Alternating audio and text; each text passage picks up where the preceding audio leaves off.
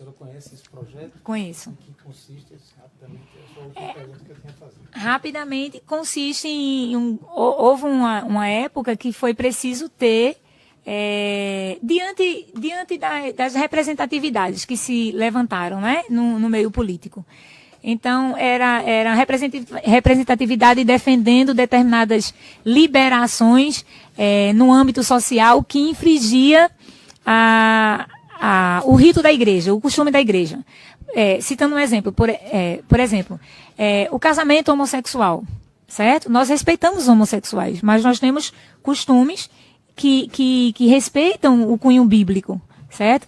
Então, quando começou a surgir essa parte de obrigatoriedade de determinadas instituições religiosas terem que fazer casamentos homossexuais e tal, então se sentiu a necessidade de ter representantes lá também, assim como tem representantes de outras religiões lá, né? Representantes do povo, mas que proferem a fé no Deus, né? Seja ele qual for. Então, era preciso um representante político que representasse o povo, mas que tivesse valores morais e éticos condizentes com a palavra de Deus.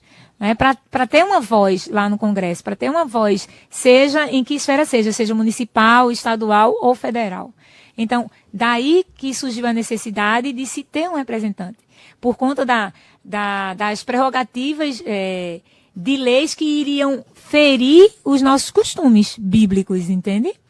Então, foi nesse patamar aí que eu tenho conhecimento do surgimento do projeto Cidadania. E a senhora soube se os senhores Geovânio e Sivaldo tomaram parte desse movimento, foram candidatos ou quiseram ser e não conseguiram? Não tenho conhecimento. Se nessa motivação, né, o doutor Juiz já perguntou mais de uma vez, qual a razão dessa ação, dessa insistência em veicular esses fatos supostamente, vamos dizer, agressivos da reputação da igreja? Tem uma conotação política? Tem a ver com esse projeto de cidadania ou com a política no sentido mais amplo? Não?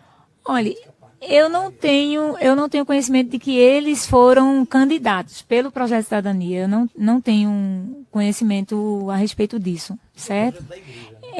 O projeto de cidadania era um projeto que envolvia pessoas que tinham pretensão para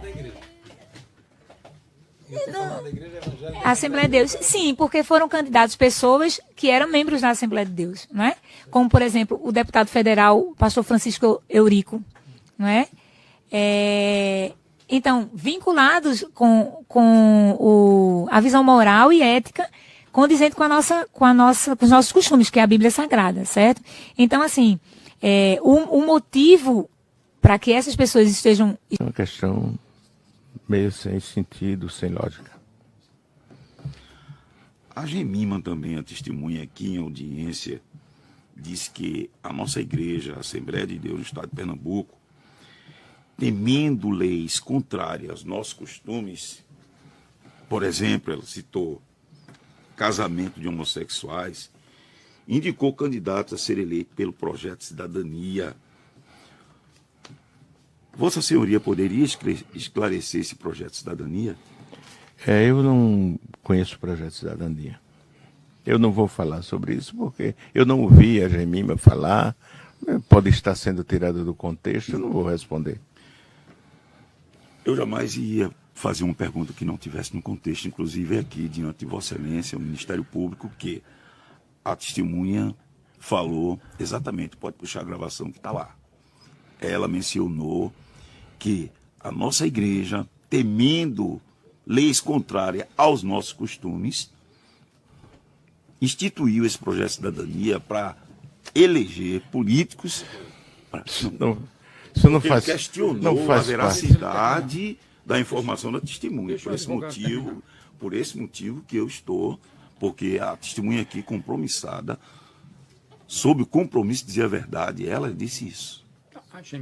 A Gemima, eu estou falando de Gemima. O projeto de cidadania.